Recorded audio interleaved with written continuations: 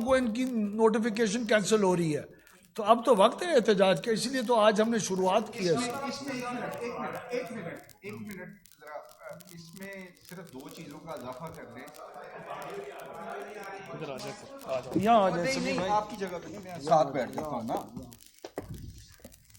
اس میں صرف دو چیزوں کا اضافہ کر لیں کہ یہ جو آرڈیننس ہے یہ تقریباً 140 صفحات پہ مشتمل ہے، اور ہمارے خیال میں یہ آرڈیننس جو آیا ہے اور جس قانون کے تحت یہ بلدیاتی الیکشن کروانا چاہ رہے ہیں وہ ایک کالا قانون ہے.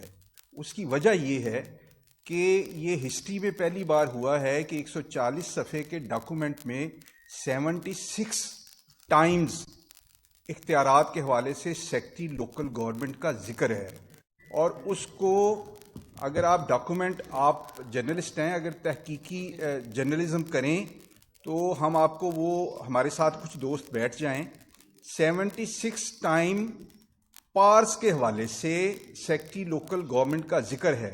تاثر یہ ملتا ہے کہ یہ جو تھرڈ ٹیئر آف گورنمنٹ ہے، سیکٹری لوکل گورنمنٹ اس کا وائس رائے ہوگا. اس لیے ہم سمجھتے ہیں کہ یہ قانون جو ہے یہ کالا قانون ہے. اس طرح کا قانون پہلے پاکستان کی ہسٹری میں نہیں آیا جس میں آپ ایک بیوروکریٹ کو اختیارات کی تلوار دے کے ان اداروں کے اوپر بٹھا دیں. اور جہاں تک لغاری صاحب اور عطا صاحب نے بھی کہا پروٹیسٹ کا، بالکل پارٹی نے اس کے اوپر پورا لائحہ عمل بنایا ہے. یہاں سوال ہوا کہ سندھ کے اندر وہ کر چکے ہیں، چونکہ ان کا جو بل ہے اسمبلی کے اندر وہ تقریباً 3 ماہ پہلے وہاں پاس ہوا، اور وہاں ایجیٹیشن کی جو موومنٹ سندھ کے اندر ہمیں نظر آئی وہ جب اسمبلی میں وہ قانون پاس ہوا اس دن کے بعد سے یہ شروع ہوا. تو ہمارا مرحلہ ابھی آ رہا ہے. ہم جیسے ہمارے لیڈرز نے کہا ہے کہ سارا جو ہے وہ ہم پہلے اسمبلی کے جو فورم ہیں اس کو ایگزاسٹ کر لیں، اس میں دیکھنے کو بہتری آ سکتی ہے کہ نہیں آ سکتی. بہت شکریہ. نہیں آ جاؤ نا.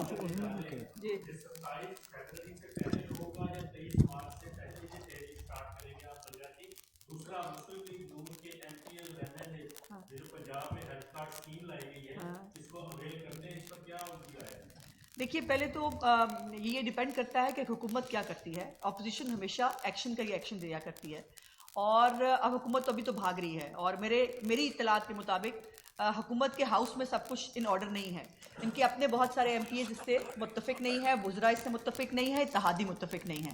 یہ میٹنگ بلا کے میٹنگ کینسل کر دیتے ہیں. اس کا مطلب آپ کو سمجھ میں آ جانا چاہیے.